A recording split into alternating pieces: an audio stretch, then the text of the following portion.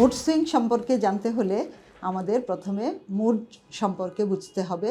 Mood হলো একজন মানুষের মনের আবেগজনিত আবহাওয়া। আমরা যখন সুসংবাদ পাই তখন আমরা খুশি হই, আমরা যখন দুঃসংবাদ পাই তখন আমরা দুঃখিত হই। এই যে খুশি হওয়া, বিরক্ত হওয়া, দুশ্চিন্তাগ্রস্ত হওয়া, দুঃখিত হওয়া, এগুলোই মানুষের মনের আবেগ।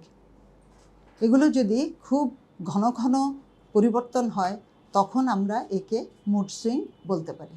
মানুষ যখন মাঝে মাঝে কোনো না কোনো চাপে থাকে, পারিবারিক কোনো দ্বন্দ্বে থাকে, অথবা তার মধ্যে হরমোনের কোনো পরিবর্তন হয়, কিংবা উনি অতিরিক্ত ক্ষুধার্ত হন বা কখনো কোনো মাদক নেন, তখন হঠাৎ করে মুড সুইং হতে পারে।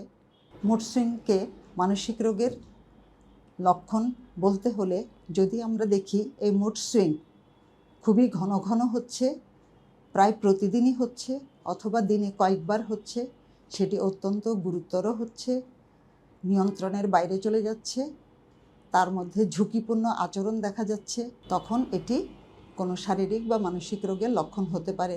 কারণ নানা ধরনের মানসিক রোগ, যেমন মুড ডিসঅর্ডার, পার্সোনালিটি ডিসঅর্ডার, মাদকাসক্তি, এই সমস্ত অসুখে আমরা মুড সুইং দেখতে পাই, এবং এছাড়াও নানাবিধ শারীরিক রোগেও মুড সুইং হতে পারে।